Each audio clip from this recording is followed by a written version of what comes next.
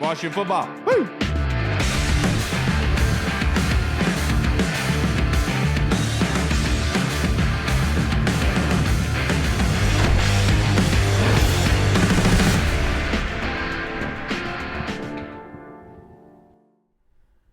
Hello, everybody, and welcome to the Burgundy Zone. I am your host, Kyle. I am joined by my co-host here, Mr. Michael Reed. Hall, we're not sure if Hall will be joining us, if he's going to be able to, in good health, be able to join us here. But the Burgundy Zone is a part of the Frederick Podcast Network. You can find out more by going to www.listenfrederick.com. And the title Hall has tonight... a good. Okay, my bad. I Saying the didn't mean to title of interrupt tonight's you. episode is The Standard, and what we're going to be kind of talking about in just a general discussion kind of way, Reed, where I have some points written down, but what did you want to yell out? Hall has explosive diarrhea, and as funny as that would be on camera, to just sneeze and the entire back wall splattered, it's not good for showbiz. And trust me, we know a thing or two about showbiz. That's not how you make it in the industry.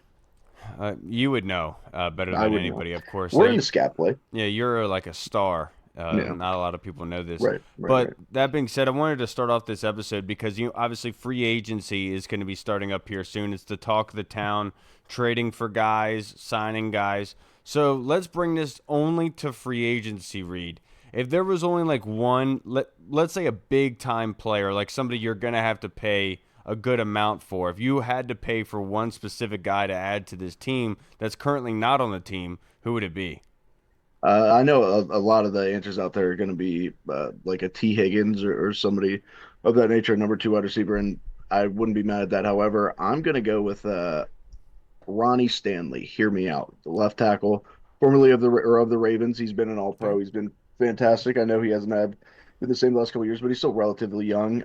Left tackle is a position of need. You get Sam Cosmi. Sam Cosmi's going to miss just about all of next season. If you can get a left tackle, somebody that you can plug in there and play, and you can move, say, Brandon Coleman to right guard, all of a sudden, that could be a pretty formidable offensive line. I think Coleman projects better inside, or keep him at swing tackle, whatever you got to do. But I think that protecting old JD5 is probably top priority this offseason. So I'm gonna go with Ronnie Stanley. I do think that just trying to like not I know I want to play devil's advocate, but the fact like trying to be realistic about it and saying Washington has per overthecap.com, they have 75 million in cap space at the moment. They have divulged 111 million into defense alone, way more than offense at this point. But I do think it's smart to say with that 75 million, you want to think about it as where are positions that they could add somebody that's a big time player that is going to cost a lot of change, but isn't going to be a crazy chunk of that 75. Like obviously you could do some wizardry with like the way you implement the cap years. You know what I'm saying? But Yeah, like yeah, with that 75 mil, you have to take into consideration you have to build the team around it. So I think going down that kind of route is probably the smart way of saying this. So what are those some positions where you could get that? I think it's possibly like safety or something like that. I don't think it's on the line of like wide receiver or edge. Even left tackle is expensive, dude. yeah. So it's going to be a huge chunk of that. So credit to you with Ronnie Stanley because I was actually going to bring this up that I saw on a website earlier that they had what are they called? Heavy Sports says Washington predicted to sign Ronnie Stanley, and I was going to bring that up. So of Oh course hell yeah, you had to do it. But if I obviously. had to say one that you had to sign via in like free agency, I think it's going to be probably wide receiver, just given with who you have here, and it's not going to be a crazy chunk amount. I wouldn't go as far as like T Higgins type, but a good one you could save Yeah. for there. And there's a lot of good wide receivers out there that and like would project well as a number two wide receiver opposite Terry in free agency. And that's the other thing is you got to take into account the draft, where we're picking in the draft. I know Adam Peters is a draft guru. This is kind of where he's made his bread and butter. This is where he became known with San Francisco, as he's a draft guy. Picking at 29, though, do you feel more comfortable taking like a say a possible starting left tackle there or a possible number two wide receiver? So or an edge rusher, so that also kind of has to play into it, I would think. However, I think they seemed fairly comfortable using Brandon Coleman a lot, and he was a third round pick last year. So I don't think it really matters to Adam Peters as long as he can find a player. So I guess a lot of it's going to be very dependent on their draft board. And that's going to be very interesting to see where they have guys ranked because this isn't the best draft. This isn't the deepest draft. I've heard reports that there's like 8 to 10 guys that are ranked as surefire first round picks. Other than that, a lot of guys are kind of rated closely together in that 10 through 50 range. So Yeah, I agree with you there. One thing I did want to say, because as much as people have talked about who could possibly be returning to this team, and I think there's a handful you could say that they've earned their way back. Like I think there's somebody like Jeremy Chin, somebody like Noah Igbenogany could easily return here with how they did last season. But who would you say would be a surprise return? a surprise return. I mean, that is pretty tough to say. I mean, just because like I would have probably went with Igbinoghene, but let's just say Dante Fowler. I mean, I know that they want to re-sign or they want to probably get better at the edge. I know that they got to do a better job stopping the run. Dante Fowler had over 10 sacks last year. He more than earned it. I think that Dorrance Armstrong was a little bit underrated by fans because his name didn't pop up every game as getting those big sacks, but he was still pretty good. But I think if you even if you still add an edge rusher, let's say in free agency or the draft early on in the draft, and you could still bring back Dante Fowler and just having him in there as a pass rusher, somebody who had over 10 sacks last year, I think would be huge. My surprise return, that's a good one, I would say, is Marcus Mariota.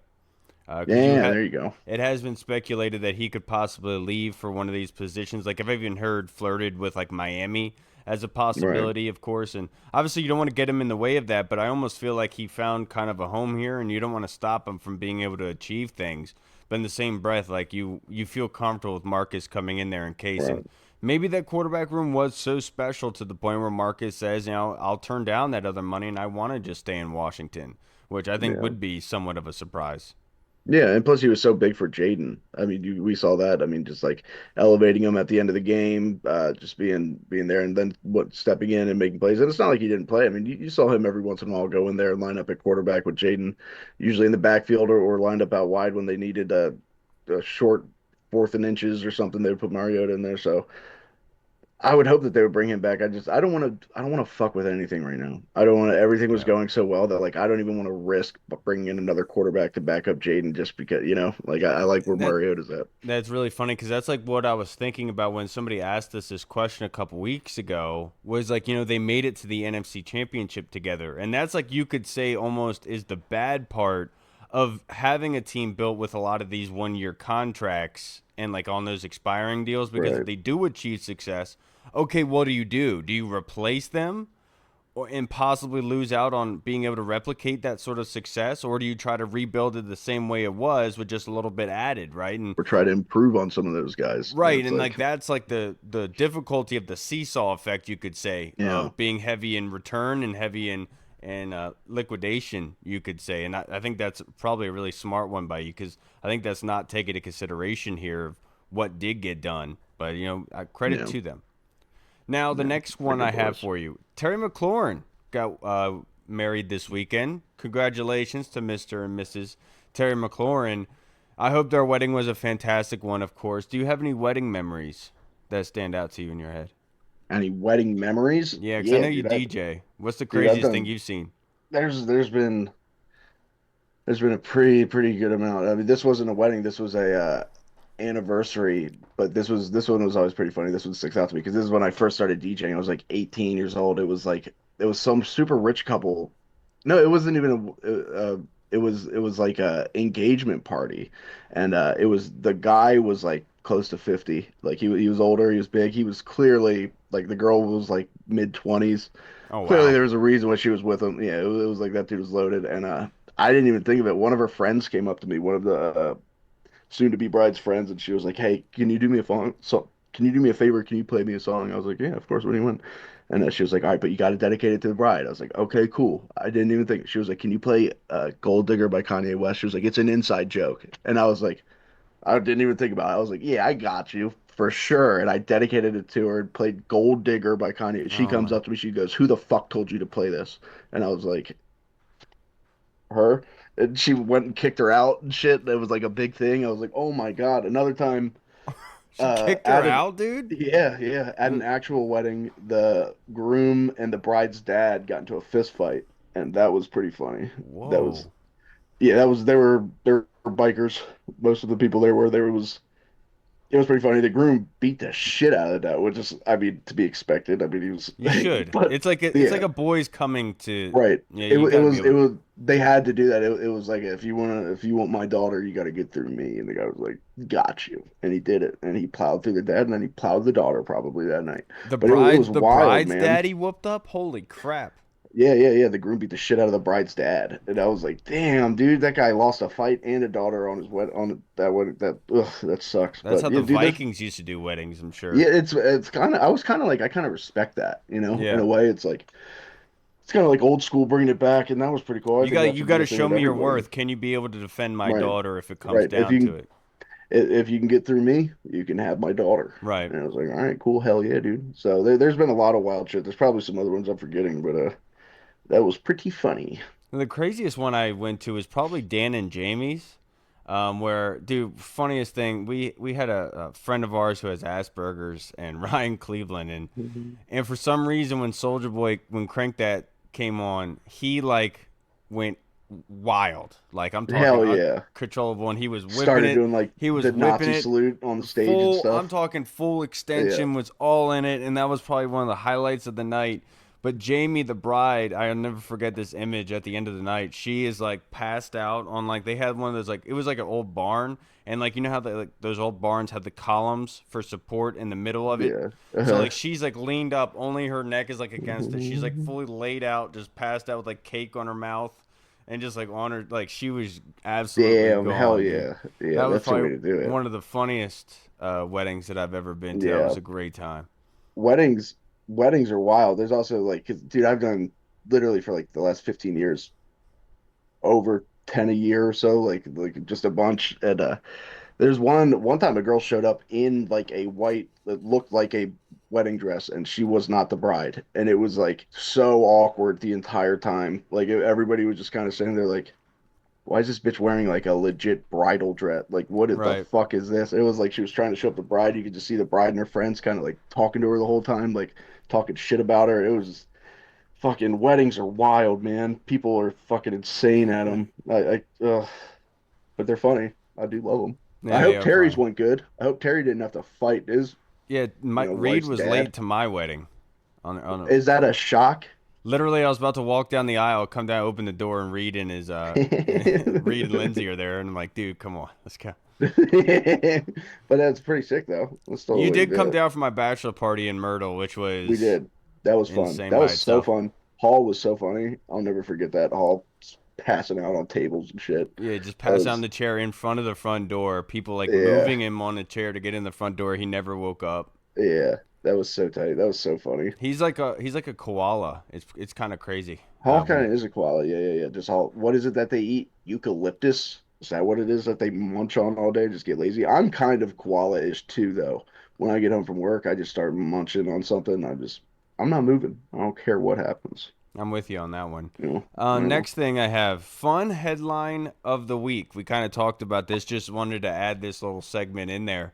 Something funny that you read. Well, this isn't necessarily something funny that I read, but it's something that I witnessed last night, and it got me going. Last night, NHL, America versus Canada. And by the way, I'll Mm. just start off by saying this. The NHL does the All-Star weekend right. Like that's people were fighting, people were taking it serious for their countries. It's like I There think was it's like like what? There was two fights in the first nine three minutes. three fights in the first nine fucking seconds, or like it was crazy early That's on. awesome, dude. Yeah, and Right it in the middle was of a trade war fights. and Canada booed the during America's national anthem, which look, uh, I'm not going to say I like Canada at all. I think they're losers. They're a bunch of nice snowback Canucks with beady eyes whose heads flap open.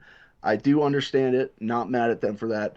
But something about hearing booze during the national anthem does get you a little bit fired up, and you say, "Oh, we're going to give you some what for?" Like you guys are lucky we let you exist in the first place. You're going to see what's going on. If we wanted to, it'd take a week, and you would be ours if we really wanted it. But it was just it gets you fired up. But like the NHL does it so right now. Like I think it was like Finland and Sweden played, and then America and Canada played, and the winner of those games ends up playing. And it's like I think on Thursday in Boston, and it's like that's sick. NFL, they have flag football. NBA, they're bringing up a dude who's played a total of like 70 minutes in the NBA over the last 5 years, Max McClung, who's like now a three-time repeating NBA slam dunk champion, which he's insane. He's been good since high school. I remember him going viral all the time back then, but like nobody cares. Nobody cares. I didn't watch the Pro Bowl. I didn't. I turned on this. I heard that America and Canada were fighting, and I heard it was getting chippy. And then we ended up winning 3-1. I said, "Fucking sign me up for that. I need some good old US." If they started playing Freebird, I was getting going. I wanted to just go over there and slap Justin Trudeau and say, "What Right. now, And well, buddy?" I did see that he tweeted out that he's very proud of his country, which all credit to him. He is that's his opinion. No, Look, man, you should be proud of your country, Justin Trudeau. That's all I'm saying. But I do think it is funny at the end of the day that, if there's one thing that Canada has, should be hockey. it's hockey. And they Right. booed us the national anthem, and then we ended up winning 3-1. And it was instant, dude. Like within, if you look at the That's first not even fight, like our number one seed for sport either. We're just it, like, thanks for showing That's up. the thing. Yeah, we're like, okay, hockey's your thing. Watch this. And like those K-Chuck, I think that's how you say it. I don't know. Those brothers for Team USA. Apparently, they were texting like during the day in a group chat. They're like, we're gonna get into a fight. Let's just get into a fight. And they like plotted it out. And then as soon as the puck drops, they threw their gloves down, and one of them started going at somebody, and then the other one got into a fight.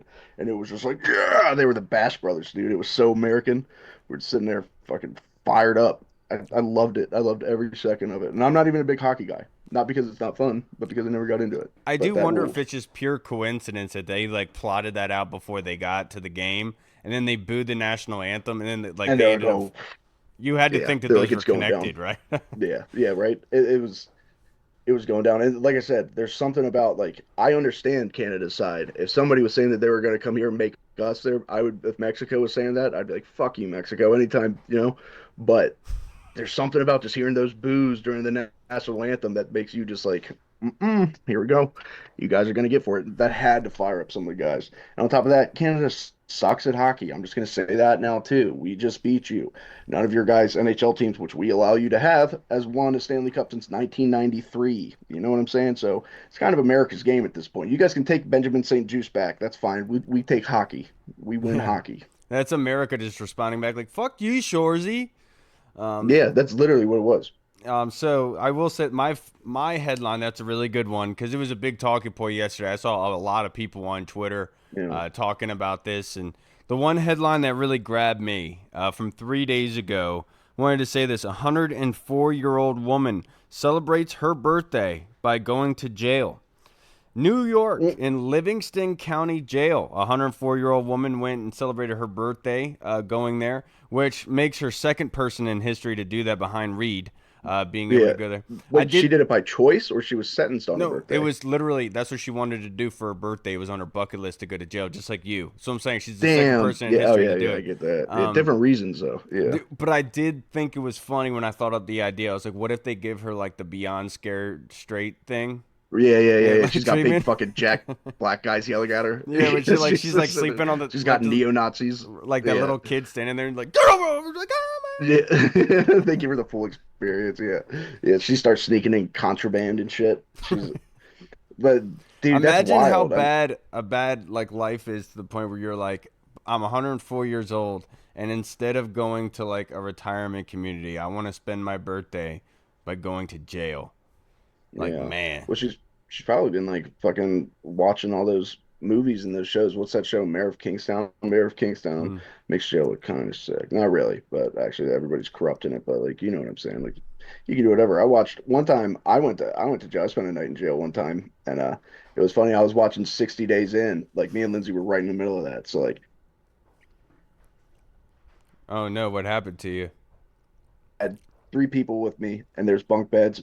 My bunk bed didn't even have a mattress on it, and the cop was talking to the guys in there. He was like, "Hey, you have two mattresses. You need to put one up top for him." And then they made me leave the cell so I could go get some shot or something that they give you. And then I was like, "Man, this cop just set me up to get into a fight with that dude who was hogging those two mattresses." I was like, "I'm gonna have to go in there and prove my worth. I know I am because I have no idea when I'm getting out of here." And then he brought me back, and my bed was made, and they were cool as shit. And I was sitting there talking to them about aliens the whole night. And they were like, "Damn!" And I was like blowing their mind with theories and shit. And they're like, "That's fucking crazy." I was like, "Yeah, yeah, dude, it's pretty nuts out there, pretty nuts." And then I got to leave in the morning, and then they all just, I think they stayed, but shout out to them. They were cool as hell. But I thought I was gonna have to fight for my life. Didn't even happen. They made my bed for me. I said, that's right. I run this place. Yeah, that was very surprised. I did not think that was going to end that way. I thought that you'd be you were ready and willing like I was, to risk yeah, it I all. was You know what sleeping I with mean? my ass up in the air, and I said, oh no, I'm so vulnerable. Right. Somebody, please. Now, Stepbrother, help me. I'm stuck. last Sunday was unfortunately the Super Bowl, and I incorrectly picked the Chiefs to win. I believe you did as well. I think Hull was the only one with the wherewithal to be able to say that he thought the Eagles were going to win. But honestly, I thought that was probably one of the worst Super Bowls in history. And speaking of headlines, before we get into that game and my question for you, the halftime show, did you watch it? Did you get all the Of course I did. animosity over it? Did you get all that? Yeah, for sure. And look, that's coming from somebody who's been a huge Kendrick fan since Good Kid, Mad City. So that was early on. I've been a big Kendrick fan. I understand it. Don't like I liked it as a fan of Kendrick. I loved it. Where they fucked up is playing music from his new album almost the entire time, and like the second most popular diss track. And like it's like you can't do that when you're at the Super Bowl. So I get why people wouldn't like that. Like if they would have played anything, so like they played Humble, that's what people know, but like they didn't play any other songs that were like mainstream that a lot of people know unless you actually listen or like a big hip hop head. And that's kind of where they messed up. Like they could have had a good amount of songs that people recognize. They chose to go a different route, and I get why he did it. I know why he's was pumped on that, finishing that whole Drake beef like that. But I get why people didn't like it. I personally did like it though. I liked it a lot. I didn't watch it. I was in bed by Yeah. halftime. I was so pissed off with the way that game was going. Like I was like, I'm not even gonna watch the second half, dude. There's no point in watching whatever the hell this is, because at that point you knew that Kansas City was wounded in water, and there was the Eagles Yeah. were sharks essentially. Like only rushing four and being able to get after Pat as much as they were was just that was Dude, tough to I'm watch. You know. I'm gonna say it. That was like people want to talk about like the 2000s Ravens, 85 Bears, the 2000, what was it, 2002 Bucks, like those defenses, like the 2012 not the 2012 Seahawks, but the Seahawks, what was it, Legion of Boom, whatever year that was, like, and the Broncos the year Peyton won. None of those hold a candle to what Philadelphia was able to do. That was the most dominant defensive performance I've ever seen, and it was the most impressive because of who they did it against, Andy Reid and Pat Right. Mahomes. Like, and it was bad, and they But didn't blitz once. It was But after it happened, I kind of like understood why. I had to get reminded of this myself. Where you have to remember, Kansas City had issues protecting Pat Mahomes all year long, and Kansas City was not the same all year. They weren't Kansas City all right, year. and like they had issues at left tackle and other ones where they were rotating guys trying to find somebody to Right. come in there and do something well, and so it was a recipe for disaster going against Philly with their front four and being able Uh, to do what they Their in, do. their interior line though was really good. I mean, with like Creed Humphrey Oh, and Trey absolutely, Smith and those guys, and they got dominated by Jalen Carter. yeah. And so it just goes to show you, man, the Eagles, they were different level of hype for that game, and it sucks to say, but they're the best roster in the NFL top to bottom. That's what Yeah. we've been I saying. just I just thought it And was funny about the halftime show because everyone was like a lot just saw everyone like people complaining about other people having an issue with the halftime show. I can understand why people would have an issue with somebody having an issue with the halftime show. I can also understand why somebody would say I don't like what I'm watching. This is new to me. Like yeah, I could say this for a long time. For a long like seeing them do Nelly at the Super Bowl, what in the mid early 2000s? I think that was the Tom Brady Super Bowl, if I'm not mistaken, when Nelly performed there for Country Grammar. Do you remember that? not really. It No, was I the year of don't Country really get Grammar, it. and he performed there. But it was Uh-huh. like I always thought to myself, they need to have somebody like that for like the younger generation. I know that they keep showing these other guys like U2 and other Yeah. things like that. Like you need more of the younger side. So like I could tell you we knew that if you were going to have any sort of rap or hip hop at the Super Bowl halftime show, somebody was not going to like it. Right. It didn't matter Especially what year it was. It's just, our generation loved the Dr. Dre one, but yeah. that's because like even people older than Ludacris, us I think, grew did up. it They a grew year up with too. they grew up with that. Yeah, like they know all the 50 Cent, Eminem, Dr. Dre songs from the 90s. Like they know that. So that one was sick. That one was really good. Kendrick performed at that one too.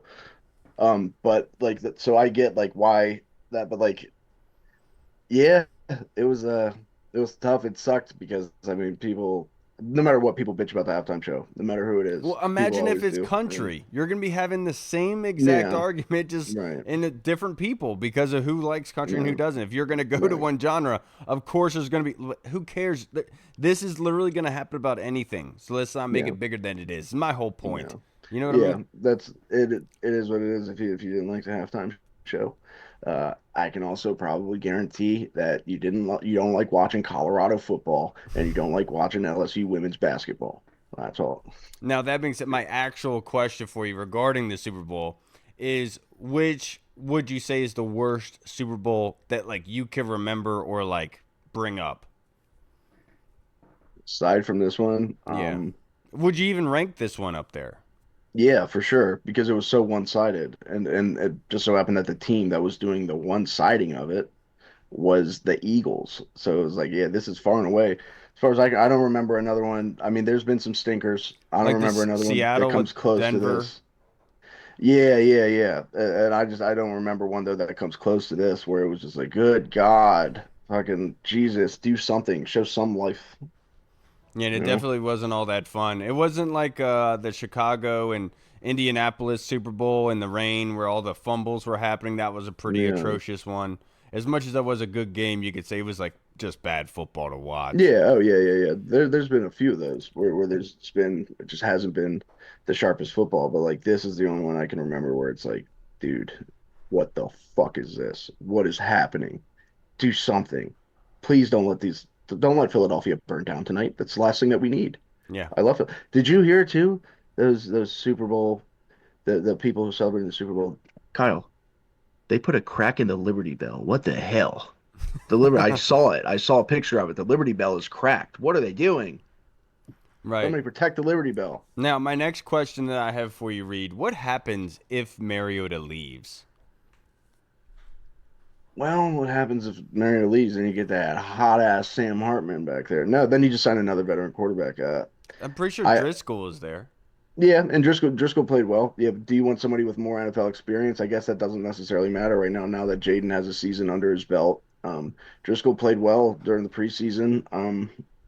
Yeah, I could see that, but would they bring in another more experienced body? Possibly. I could see that as well. So it'll be tough to say now that Jaden's not a rookie anymore and he's got all this big game experience and you don't need necessarily a vet, but I do still think that you like to have vets in the locker room. So I do think if Mariota leaves, I think there's obviously a lot of opportunities out there for guys you could get. Like somebody like Jameis Winston, I would absolutely love. I To, would take Jameis Winston doing anything. That yeah, guy is a national treasure, and I love everything about him. He was the best part of Super Bowl weekend for sure. he was, and like He was so funny. well, even his rant and his defensive talk of Deshaun Watson, like that rant, that speech, is so that you could play like before any you do anything. Everything he does is so funny and Yeah. cool. Yeah, It's the he's glasses. It just feeds it for me. So Jameis is somebody you could talk about. I think Jeff yeah, Driscoll being here. Sam Hartman, you're gonna have to grow a little bit, but there's a lot of things that you could go down, but you don't want to have that nucleus leave with like Mariota and company. Like you like the right. quarterback room that it is. It'd be hard to put somebody in there, but I would be willing to bet that Jameis would be able to fit in there pretty dang well. And he's been known as a hard worker, like first one in, first one out Yeah, kind of guy. yeah.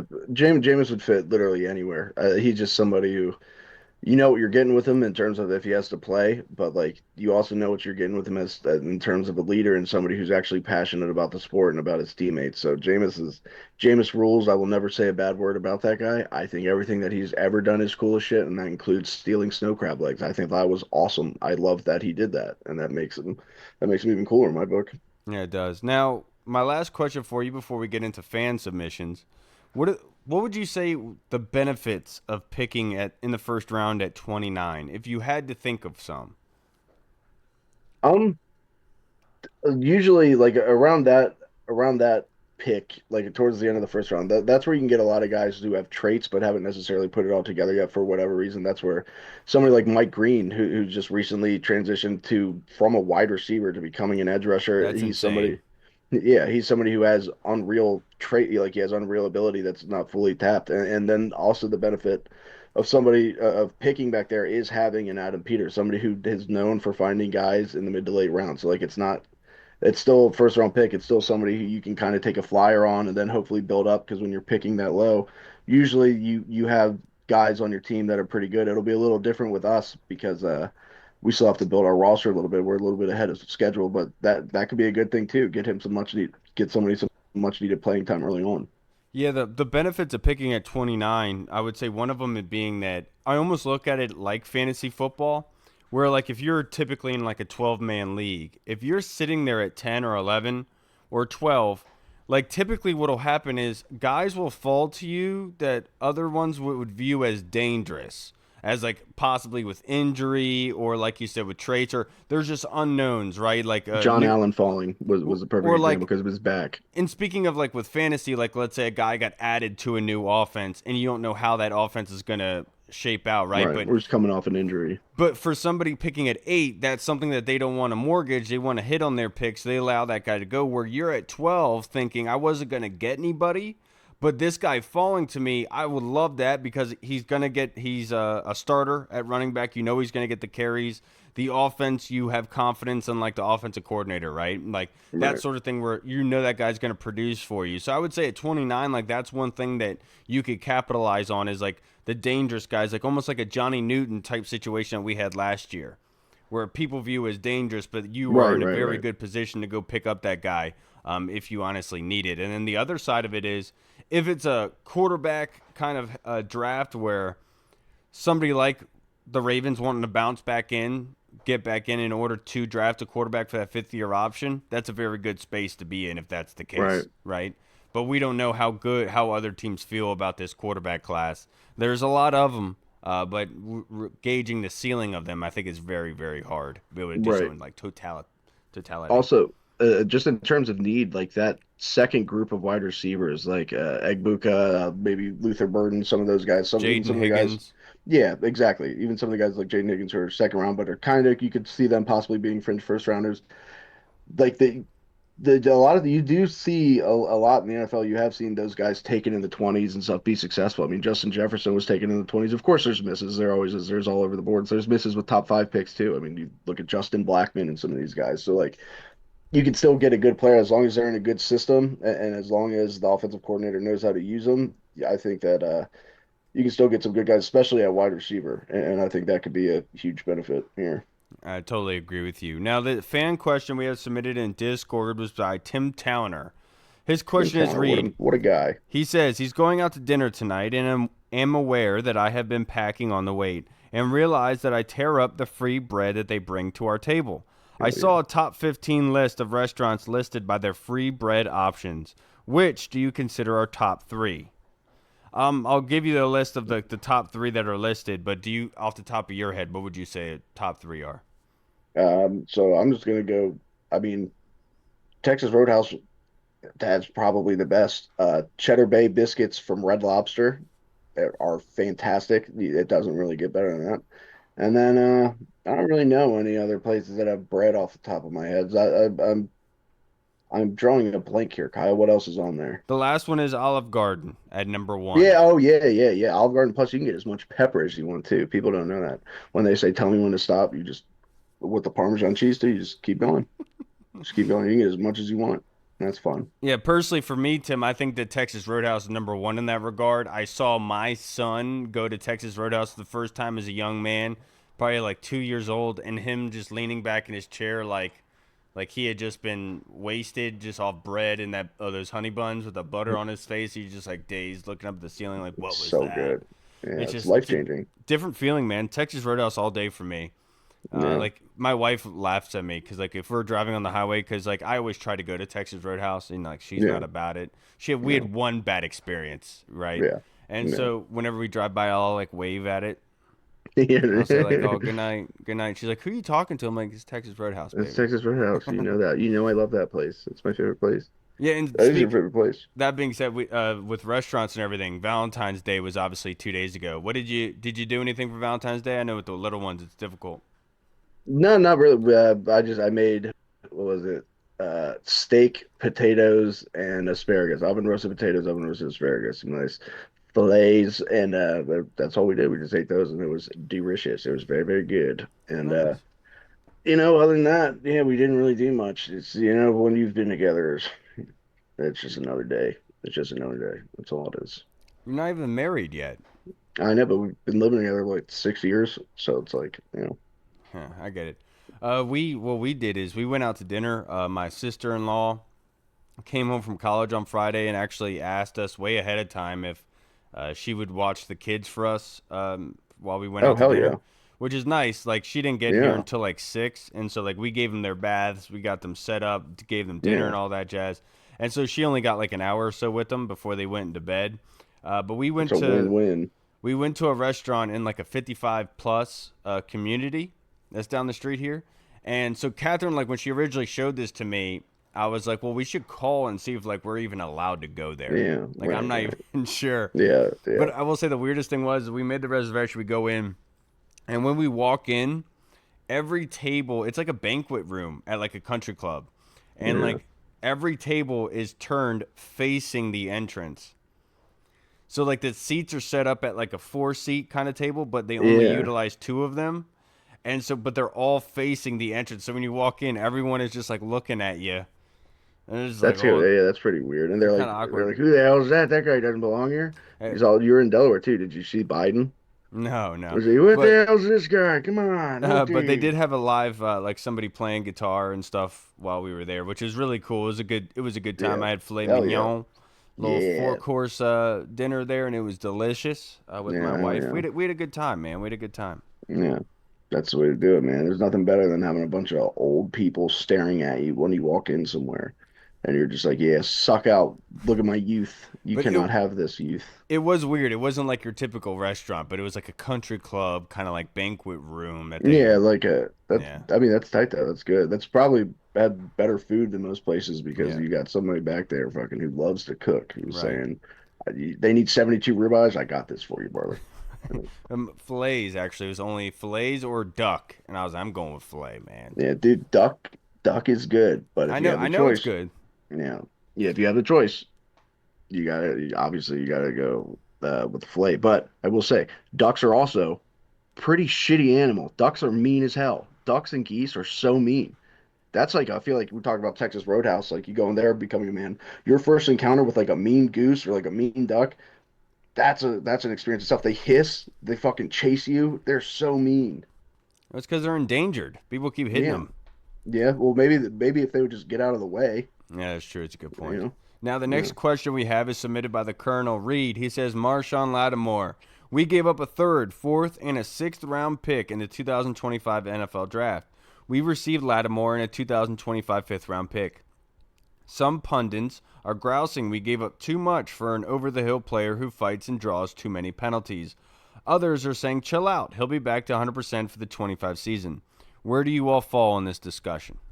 I'm in the latter, man. I think people got to realize Marshawn was never 100% healthy. He was coming into a new team, and that's his mentality. Is he's a dog, he's a fighter. That's what's made him so good. Is he's somebody who's aggressive. He doesn't want to come off of his man. He wants to sit there. He wants to one-on-one with their best wide receiver, and that's the mentality you want to have. Now, was the trade and the hamstring, which are known to linger, those injuries hindering him more than likely? I would say so, and give the guy a full offseason. And we got ourselves, people should be singing a different tune because Marshawn Lattimore is a hell of a player. He's one of the best corners in the NFL, and he's going to continue to be possibly even better with us. Okay. So let's just pump the brakes on that. Marshawn will be fine, but I get people's frustration. Just, hey, that his biggest strength turned into a weakness this past season. However, that's what you want from him. That's what you want from your top corner. That's going to happen, and he's going to be a lot better going forward. Yeah, for one, I think, Colonel, that if anybody, not you in particular, but if anybody expected Marshawn to come in here and be completely locked down, not allow a thing, not allow a flag, I think that would be kind of unrealistic, right? Of course, there is a sense to this where he did not perform at the level that we all expected, right? When we did trade for him.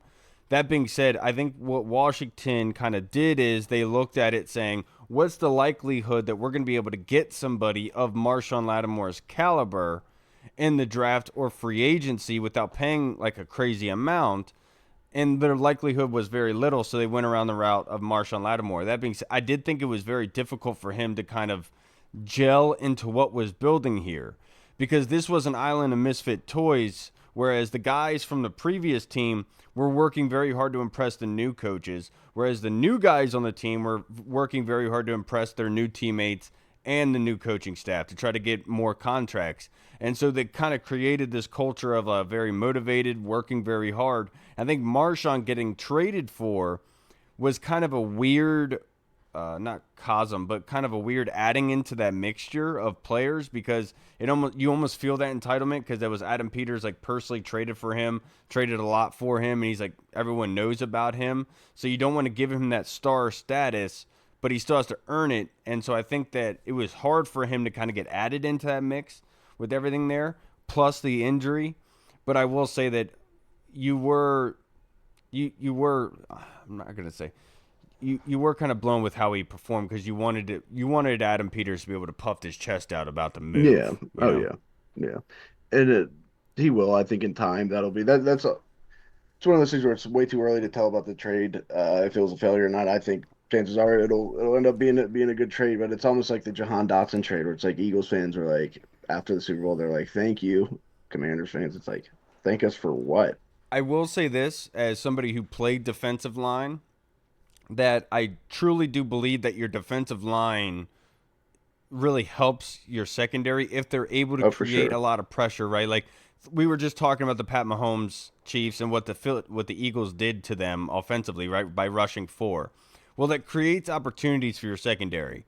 And with Joe Witt and Dan Quinn, what they had in Dallas, you can almost say it's very similar to that, the kind of way that they were able to create turnovers for their corners. And so I'd be willing to say that Marshawn Lattimore, if he had that kind of front four play, he'd be able to produce and put up those kind of performances for Adam Peters and Washington fans to feel really good about that selection. I do think that Yeah. there is probably a mix of both, where it's not all on Lattimore, but I think that he could have done more. But I also understand the fact that if there was more to supply him with pressure, he probably would have looked a lot better. Yeah. And that also, I mean, look, I don't want to public my chest, but that also tells you a lot about somebody like Mikey Sainristil, Right. who like he played fantastic as a rookie, and he didn't have what Cooper DeJean and Quinyon Mitchell had over there in Philly. They were putting up insane numbers. They had an insane pass rush with on their defensive Right. line. Their defensive line's so good that it's like, but Sanderson's still, he was holding his own, and him and Marshawn should be very good over the coming years. They should. I do think that Marshawn is going to bounce back with more time in this defense, with more time to be able to mix with the guys and the coaching staff. And because I think, wasn't there a thing about against Tampa Bay? It was like Marshawn wanted to shadow Mike Evans, but the defense was like, we just want you to fit into what we're doing. Well, after he was, I know, yeah, and it looked as if it was like they didn't want to take him off of Mike Evans at that point because it was like they want to show that they fucking have faith in him. Like you don't Right. want to kill a guy's confidence, but like at some point it was just like, all right, man, like I'm sorry right now. Things just haven't really worked out. It's be it the injury or whatever it is, and we got to kind of switch things up because it's hurting our team. So it was good that they did it. But yeah, so I just hope that I don't know. I'm fucking fat, dude. I don't know. Next question from the Colonel Reed. Washington had stellar seasons from two future Hall of Famers in Bobby Wagner and Zach Ertz. Another 34-year-old free agent, Khalil Mack, is being talked about as a short-term impact pass rusher for Washington. He recorded 6 sacks last season for the Chargers after finishing with 17 in 2023. Do you feel these rumors are based on actual discussions with Mac's agent or more clickbait to energize cyberspace? Uh, Cyberspace. I think it's probably just something that makes sense, and it does. I mean, you need a pass rusher. We've shown that we have been able to get some out of some of these guys that some people thought were too old or past their prime. Edge rusher is a little different than being a safety blanket tight end. However, if you're just having in there as a pass rush specialist, whatever he needs to do, you can 100% see success with him. I think that Dan Quinn and Joe Witt are smart enough. They're good enough with X's and O's to know what guys fit their thing. If they feel that he fits, I think that he can go out there and get the most out of him. I think this is more of like energizing click space or cyberspace, like you kind of said, Colonel, because Washington naturally is very dominant in the internet world sphere, Twitter, Facebook, internet kind of world. They get a lot of clicks. So like anytime that you have somebody like where Washington is went to the NFC Championship game, they have a lot of cap space. They have a new rookie quarterback, new system, all this other stuff. You're going to imagine that you're going to say, okay, well they're going to go guns blazing to try to finish this thing out so they can kind of move themselves all the way up. But in the same breath, you also want to be smart about it because you want to add speed. Is adding a veteran pass rusher really the best thing for you at the moment that doesn't specialize in that kind of speed rush, right? I mean, obviously Miles Garrett is not the fastest guy in the world, but his presence alone scares the crap out of an offense to the point where they'll move things around. Like, and I'm not sure you're gonna get that from like a Khalil Mack, right? And so Yeah. I'm not gonna say it's like his agent. I'm sure his agent and those guys are out there doing their own things to kind of manipulate, of course. But I think that you're going to get this all off season long with Washington, with draft picks, with trading for guys, with free agents. You're going to be hearing this every week. It's going to be somebody new. Yeah.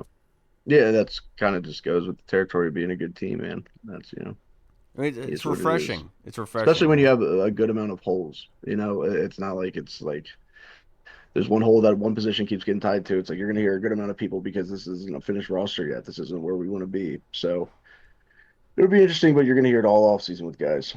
And kind of likes that. Kind of likes hearing about guys. This is a great question from Tony Franchise. With this being Valentine's weekend, who would you like to be your free agent Valentine? Who would I like to be my free agent Valentine?